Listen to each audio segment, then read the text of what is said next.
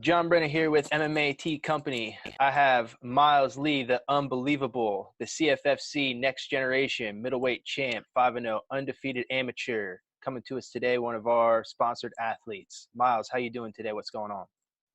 I'm doing great so far. Just chilling. Got done eating, watching a movie right now, and just yeah.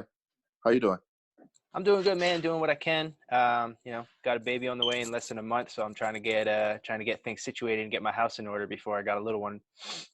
Awesome. Congrats. Yeah, thank you. I wanted to jump on today and just see, how things are going, what you've been up to. I know this quarantine's kind of, got us all in a weird place. What are you doing to stay in shape? How you, preparing for when we can fight again?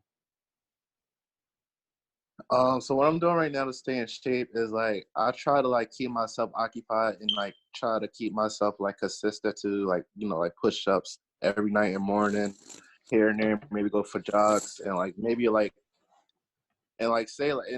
the months and the weeks go by, I try bring maybe one or two people with me to the gym and started to get a little pad work in, bag work in, a little workout.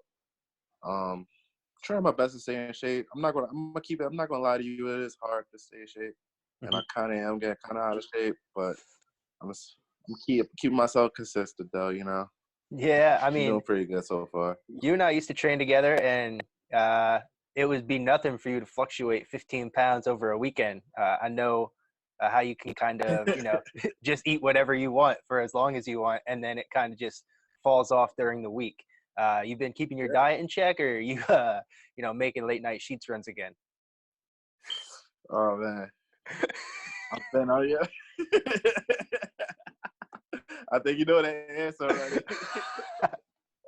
So I wanted to talk to you a little bit about when we used to train together. The first time I ever met you, you were backstage at one of my fights.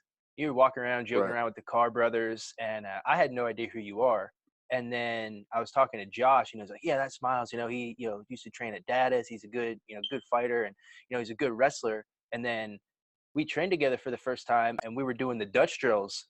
And the day after, I felt like I got in a fight, and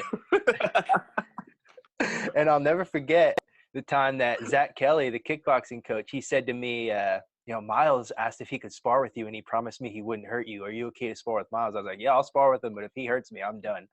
Now, with your new training partners and where you're training down at Renzo and EEFC, are you doing a lot of those same pad works? Are you doing partner drills? What's the training like down there? The drills down there is fantastic. It's awesome. We do partner drill, Dutch drills with our partner and stuff, and we do good conditioning, body conditioning and stuff like that. I really, really miss it a lot. I can't wait until we when class starts again and things get back to normal again, because I can't get used to this for another month. Mm-hmm. It's ridiculous, but And yeah, I you're down just there. miss it. I just can't wait to get.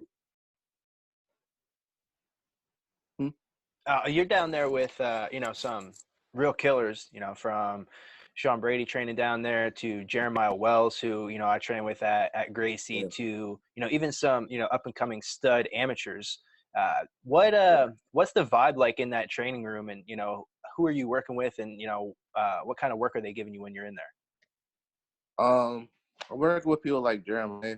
It's an honor to be working with people like him. He's such an incredible talent beast, and he's so athletic, and he's so tough and so strong. And he pushed me every day, and it's really, really tough. I'm gonna keep it being with you. Just some days it's I don't want to go with him, but it's just I need to go with him because he pushed me, and it's just and it's not only him that pushed me. There's a lot of people in there that pushed me. There's a lot of great, talented people in that gym, and EFC and Daniel Gracie, and yeah, talent is it's the mindset of that gym. It's just with fighters. It's just it's crazy. It's a lot of talent there for sure. There is, and I think that kind of room, breeds better fighters, because when you're in there, you got to kind of step up to the level that you're training with, or they're just going to beat you up every day. how you said some days you just don't want to be in there. On the days you don't want to be in there, when you're leaving and you get put through the ringer, how you feeling when you go home? You feeling like you don't want to go back the next day, or do you feel better after that? I actually feel better after that because I actually felt like, my day was actually like, I actually finished my day out pretty good with a workout, because like days when I don't feel like training sometimes, it's the days that I push myself even more because those are the days that counts, Oh and yeah. because like there's some days you're gonna feel like that, some days you're just gonna be like, oh my gosh, it's like my body's sore, I'm just sore. Like, I just got done training yesterday, Mm-hmm. and I did some lifting weights and I did some grappling, and my body is so sore right now. It's like ridiculous sore. Good. And It's it's going to just take like, everybody a little bit to get back in shape after that.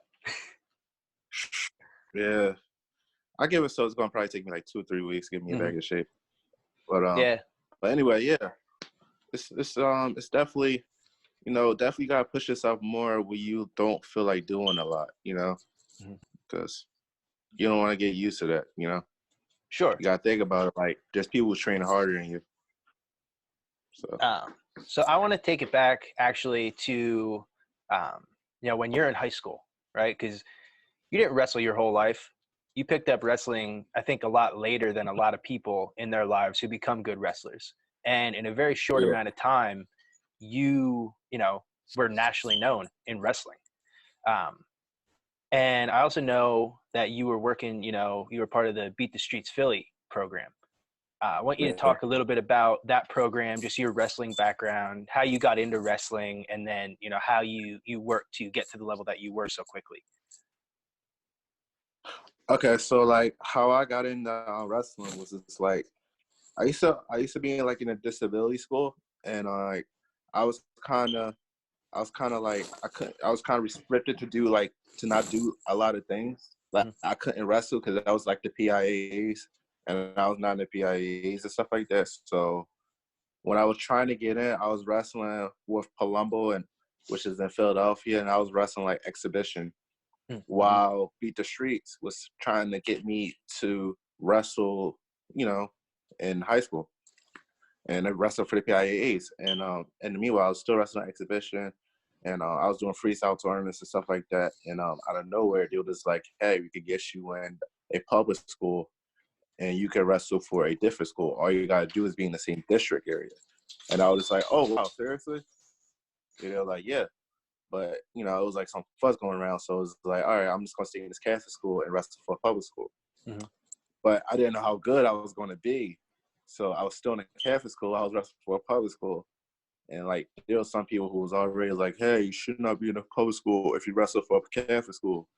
And it was just like, hey, Miles, you got to get out of that Catholic school ASAP. So I was like, yeah, you're probably right. Because that's why I took at regionals around with the states. And so I did that, and I went to South Philly High. I wrestled there, and I was going to school at a Matthew Charter School. And to here on there, I just started like All-American. I placed, took first at regionals, took first at districts, publics, all 3 years. All-American, double All-American 2 years. Mm-hmm. Yeah. I had a pretty good career. Yeah, for sure. Yeah. And, while you're doing that and you're doing all that training, everybody thinks of you as a wrestler, but you were, training your stand up and training your kickboxing from an early age too. I trained with Latif over at Algio's, and we were talking about how you Yeah. were just a young kid coming into Datus, and what you've kind of evolved into, even though you're still pretty young in the sport. Um, would you say that Yeah. your striking is greater than a level that a lot of people give you credit for? Because all of your fights are going to go to the ground. Your wrestling is really strong. We haven't really seen people even want to stand and strike with you. Well, I would just say, like, my striking is pretty good, but I just don't have as much confidence as it. You know what I'm saying? Like, that's still one of the things I'm still working on, Mm-hmm. because I feel that I can 100% strike. I just got to let my hands go. And that's the only thing I have an issue with. And I just feel like the only thing I'm trying to, like, break the wall barrier when I turn pro. it was like And those priority things. And yeah, yeah, so and I think that's part of try to get just, out of that. cage experience, right? Is you could train all day in the gym, but you really got to let your hands go in the cage in a real life, scenario to feel what that's like to get that confidence. And you talked about going pro. I know we talked a little bit before we started the interview about you wanting to go pro. Is that what you think would be next for you in your career? Well, I have some thoughts about going pro, but again, I'm not really thinking about it. Um, it's just like because I always just had this mindset in the back of my head, just like like you might think I'm crazy right now because I'm like 22, Hmm. but it's just like I always just had this mindset, like, man, I'm done wrestling.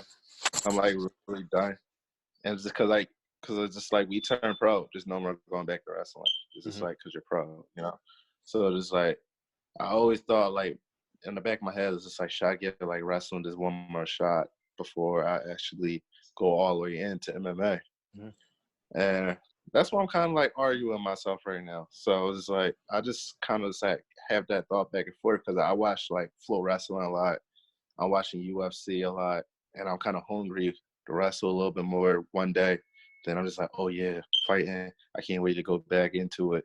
And I'm just like 50-50 with both right now. There's just like kind of just figuring out like, if I'm ready to go pro or I'm still going to just like, keep on learning, keep on gaining experience as an amateur and just keep on improving, getting better, get my stand up better, make sure with my wrestling, and everything else. So, Sure. Yeah, and that I'm makes just sense. I mean, when I had Bookwalder on, the thing that he said, any advice he'd give an amateur would be to get outside of your comfort zone and do the things that you need to do as an amateur, even if you might fail at it in an amateur fight. For you, it might be taking a whole fight and not taking someone down one time. And you'll learn yeah, as time goes on. Like you said, you're only 22, so you're very young in the sport, and you got some good coaches and good people around you who will also help you, with those things. definitely, definitely. Uh, Miles, it was a pleasure today. Speaking with you. Good to get to see your face, get to see you smile. I got one more question before I go. It's coming from Strictly Business, Christian Carr. He just wants to know what happened that one time that he inside foot tripped you. All right, so look, this is what happened. I was like, I was wrestling with Christian Carr, right? And out of nowhere, it was like I looked towards the door. You know that door area? Mhm. Because like it was like I was looking, and out of nowhere, he had an inside foot trip. And I was keeping my balance, and out of nowhere, I just fell. But I popped back up quickly as hell. Just like it wasn't a point. Like I don't think that was a takedown. Cause it's like both of my hips wasn't literally on the ground. Like you know what I'm saying? So it was just like I don't know. I think that's an argument. It looked like to here on out to the day I die. Like I swear, so like even like forever with Christian, like until I know him, like that's always going to be an argument. Like I don't think that was a takedown. But he I'll got close. He was like this. He was this close. He was this close. He was this close.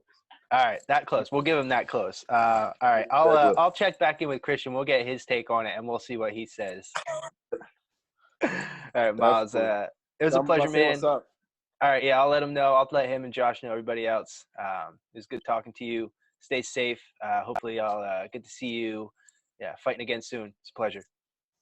Awesome. Talk to you soon. Thanks, Miles. See you soon.